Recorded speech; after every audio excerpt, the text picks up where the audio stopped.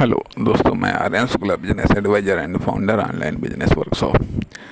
आज हम बात करेंगे कि प्रेरणा इम्पोर्टेंट है, लेकिन किस चीज़ की प्रेरणा, किस चीज़ की प्रेरणा इम्पोर्टेंट है और क्यों इम्पोर्टेंट है, किस लेवल की प्रेरणा इम्पोर्टेंट है, आखिरकार क्यों इम्पोर्टेंट है। नंबर 1 पर बात आती है कि जीने की प्रेरणा, कार्य करने की प्रेरणा, आगे बढ़ने की प्रेरणा। ये 3 ऐसे कार्य हैं जो कि सिंपल प्रेरणा है, अर्थात सिंपल कार्य है। आगे बढ़ते रहने की प्रेरणा, दूसरों से बेहतर करने की प्रेरणा और इतिहास रचने की प्रेरणा। ये 3 स्पेशल प्रेरणाएं, ये 3 स्पेशल प्रेरणाएं अर्थात 3 सिंपल प्रेरणाएं, 3 स्पेशल प्रेरणाएं आवश्यक होती हैं। क्यों आवश्यक होती हैं? इसलिए आवश्यक होती हैं कि प्रेरणा वो ताकत है जो आपके अंदर के विभिन्न पार्ट्स को एक्टिव करती है। जिस प्रकार की प्रेरणा मिलती है, जिस प्रकार की प्रेरणा मिलती है, उसी प्रकार का पार्ट एक्टिव होता है। अब एक चीज़ तो प्रेरणा आती है, दूसरी चीज़ आती है उत्तेजना। प्रेरणा, उत्तेजना, आवश्यकता, इच्छा। आवश्यकता, इच्छा या फिर लालच या मोह। लालच या मोह अर्थात प्रेरणा। प्रेरणा तो मतलब प्रेरणा चाहिए, ठीक है, प्रेरणा चाहिए। फिर उधर आती है बात उत्तेजना।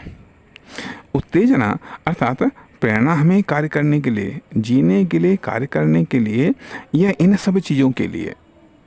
प्रेरणा कार्य करने के लिए, प्रेरणा जीने के लिए, कार्य करने के लिए, आगे बढ़ने के लिए। प्रेरणा आगे बढ़ते रहने के लिए, दूसरों से बेहतर करने के लिए तथा इतिहास रचने के लिए। प्रेरणा, उत्तेजना। उत्तेजना भी, उत्तेजना जीने के लिए, उत्तेजना जीने के लिए, उत्तेजना तथा कार्य करने के लिए उत्तेजना, आगे बढ़ने के लिए उत्तेजना। अर्थात उत्तेजना भी एक प्रकार का प्रेरक तत्व है।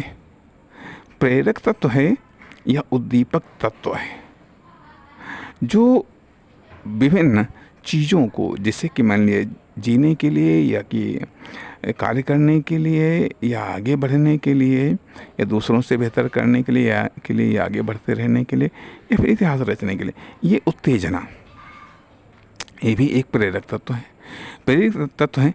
इसके अलावा आवश्यकता, इच्छा, महत्वाकांक्षाएं, सपने, लक्ष्य, आकर्षण, मोह, ये सब या तो प्रेरक तत्व हैं या उद्दीपक तत्व हैं या नेचुरल प्रेशर बिल्ड करने वाले तत्व हैं, जिनसे हम शारीरिक रूप में या मानसिक रूप में हम एक्टिव होते हैं, क्रियाशील होते हैं, क्रियाशील होते हैं।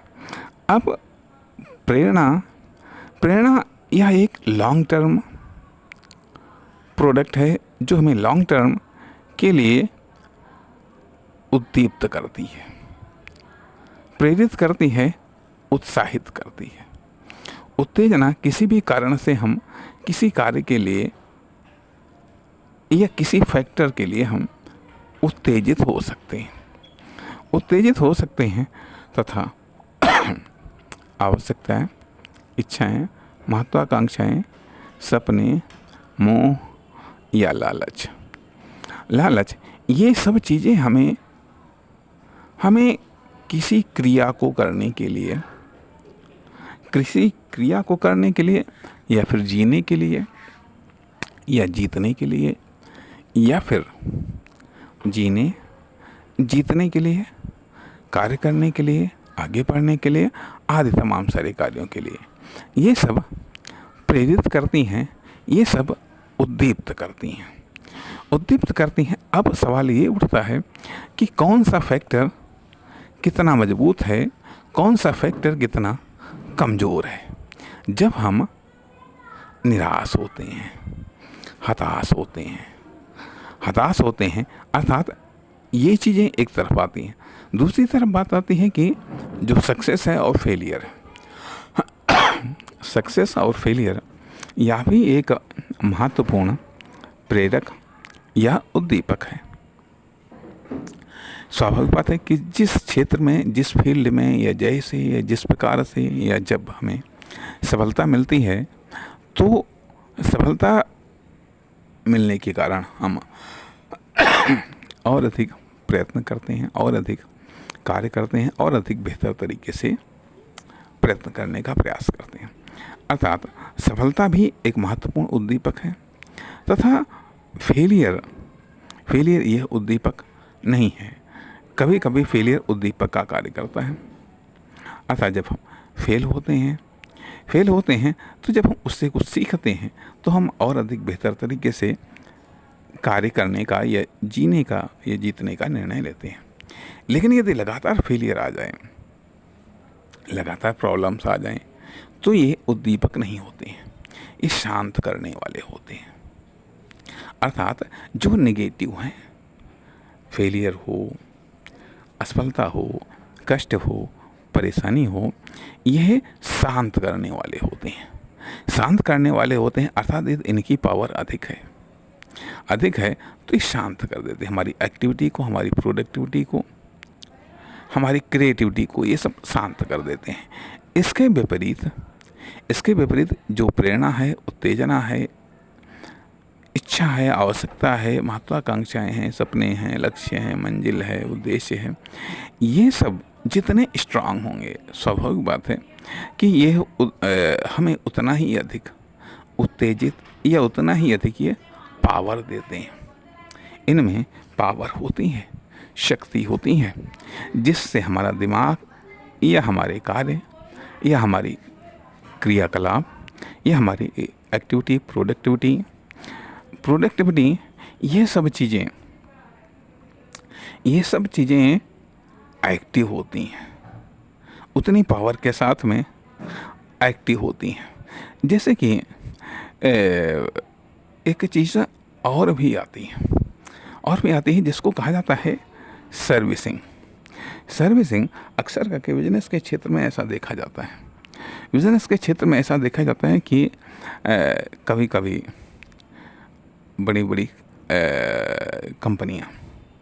कंपनियां या फर्म्स प्रोफेशनल कोच या ट्रेनर को हायर करती हैं जो कि एम्प्लॉय के साथ में मीटिंग लेते हैं और वहाँ पर वो उनको मोटिवेट, उत्साहित या प्रेरित करते हैं। कारण क्या होता है कि जब नेगेटिविटी लगातार हावी होती रहती है तो परिणाम उत्साह या प्रोडक्टिविटी कम पड़ जाती है अर्थात तब कास्ट बढ़ जाती है। जब कास्ट बढ़ जाती है तो फिर से पुनः सर्विसिंग के लिए अर्थात चलते चलते कहा जाता है कि यदि इंजन वाहन को निश्चित दूरी तक चलने के बाद में या निश्चित घंटे तक चलाने के बाद में सर्विसिंग की आवश्यकता होती है। सर्विसिंग का अर्थ है कि उस वर्किंग के दौरान उसमें जो नकारात्मकता आ गई है उसको दूर करना और फिर से एक फ्लो क्रिएट करना। उसी तरीके से आदमी के संदर्भ में भी ये बात लागू होती है, उसी तरीके से एम्प्लॉय के संदर्भ में भी ये बात लागू होती है। जब एम्प्लॉय के संबंध में ये बात लागू होती है अर्थात उसे भी सर्विसिंग की आवश्यकता पड़ती है, ताकि जो पॉजिटिव चीज़ें हैं अर्थात जो प्रेरणा है या उत्तेजना है या आवश्यकता, इच्छा, महत्वाकांक्षाएं, सपने, इनकी जो पावर कम हो गई है, इसके स्थान पर ऊब, बोरिंग, निराशा, हताशा, ये सब चीज़ें घर कर गई हैं। उनको दूर करना और उन्हें सकारात्मक चीज़ों को एक्टिव करना या सकारात्मक चीज़ों के साथ के द्वारा जो उपयोगी चीज़ें हैं उनको एक्टिव करना, ये सर्विसिंग आता है अर्थात इससे हमारी प्रोडक्टिविटी, क्रिएटिविटी बढ़ जाती है। ठीक है, एक चीज़। तो जब ये चीज़ एम्प्लॉय पर लागू होती है तो यही चीज़ व्यक्ति पर भी लागू होती है। अर्थात व्यक्ति विभिन्न प्रकार की चीज़ों से वो संक्रमित होता है, और यह नकारात्मक संक्रमण होता है। अर्थात कहीं पर यदि सकारात्मक चीज़ें हैं तो उनसे सकारात्मक संक्रमण होता है, लेकिन नकारात्मक संक्रमण भी होता है, जिसके कारण उसकी एक्टिविटी या उसकी प्रोडक्टिविटी बाधित हो जाती है, जिसके कारण हताशा, निराशा, डाउट, अविश्वास, ये सब चीज़ें उसके दिमाग में या उसके दिल में बैठने लगती हैं। परिणाम ये होता है कि उसकी जो स्पीड है वह कम पड़ने लगती है। अर्थात व्यक्ति को भी सर्विसिंग की आवश्यकता पड़ती है समय समय पर। अब इसके लिए व्यक्ति को तो पता नहीं चलता। व्यक्ति जानता है ये सब स्वाभाविक रूप से अर्थात व्यक्ति, एम्प्लॉय और इंटरप्रेन्योर, इन तीनों प्रकार के व्यक्तियों को सर्विसिंग की आवश्यकता पड़ती है। यदि ये समय समय पर सर्विसिंग नहीं कराते हैं तो ये चीज़ें इतना अधिक घर कर जाती हैं, नकारात्मक चीज़ें इतना अधिक घर कर जाती हैं कि फिर वो सुस्त हो जाता है, उसका मनोबल गिर जाता है। एक स्वाभाविक बातें हैं कि उपयोगिता ह्रास नियम या इंटरेस्ट ह्रास नियम लागू होता है। जब आप किसी कार्य को लगातार करते रहते हैं तो कुछ समय तक तो आपका मन लगता है, कुछ समय तक तो वो कार्य आपको बेहतर लगता है, लेकिन फिर धीरे धीरे उसमें बोरिंग महसूस होने लगती है। तो ये जो उपयोगिता ह्रास नियम लागू होता है, ये जो इंटरेस्ट ह्रास नियम लागू होता है और इसके परिणाम स्वरूप उत्पादकता ह्रास नियम लागू हो जाता है बिजनेस में। जब उत्पादकता ह्रास नियम लागू हो जाता है तो कास्ट वृद्धि नियम लागू हो जाता है, लागत बढ़ने लगती है। तो इस कंडीशन से बचाने के लिए एम्प्लॉय को सर्विसिंग की आवश्यकता पड़ती है। एक इंटरप्रेन्योर को भी सर्विसिंग की आवश्यकता पड़ती है, क्योंकि वो वातावरण में रहता है। वातावरण में वायरस होते हैं जिनके कारण वह संक्रमित हो जाता है, जिसके कारण उसकी उत्पादकता कम पड़ जाती है। यही चीज़ व्यक्ति पर भी लागू होता है। व्यक्ति की भी उत्पादकता कम पड़ जाती है, उसकी कास्ट बढ़ जाती है। हालांकि वो इस चीज़ को नहीं समझ पाता है, और जो समझते हैं वो किसी न किसी प्रकार से चाहे वेबिनार, सेमिनार या अपॉइंटमेंट के द्वारा जो है कि या अध्ययन, पठन पाठन, इन सब चीज़ों के द्वारा इस चीज़ को दूर करने का प्रयास करते हैं।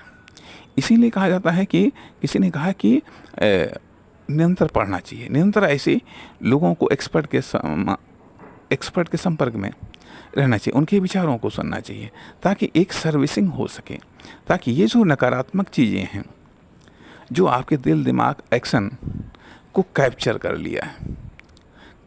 लिया है उसका प्रभाव कम हो सके, उसके प्रभाव से आप मुक्त हो सकें और आपकी कास्ट बढ़े नहीं बल्कि आपकी कास्ट कम हो और आप और अधिक बेहतर करते रहें। अर्थात कभी कभी ये भी होता है कि हम एक ही कार्य के प्रति बिल्कुल आंख बंद कर लेते हैं, या ये कह लीजिएगा एक ही कार्य के प्रति बिल्कुल एकटक चले जा रहे हैं।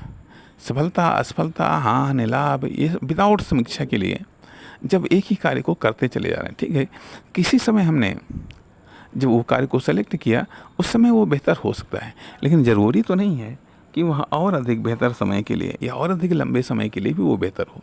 शॉर्ट टर्म के लिए बेहतर हो सकता है या तब बेहतर हो सकता है जब हमारे पास में कोई अन्य विकल्प न हो। लेकिन क्या अब जो हमारी आवश्यकता है उसके संदर्भ में क्या वह एक बेहतर विकल्प है, क्या वह एक बेहतर ऑप्शंस है? ऑप्शंस है अर्थात जिसको हम कह सकते हैं लिमिटेड माइंडेड या लिमिटेड थिंकिंग या संकुचित सोच। संकुचित सोच, आखिरकार हमारे पास में ऑप्शंस हैं क्या? आखिरकार हमारे पास में ऑप्शंस हैं क्या? तो यहाँ पर कहने का अर्थ यह बनता है कि ये जो कंडीशंस हैं, ये जो स्थितियाँ हैं, इनसे निपटने के लिए हमें तैयार रहना चाहिए। नमस्कार, धन्यवाद।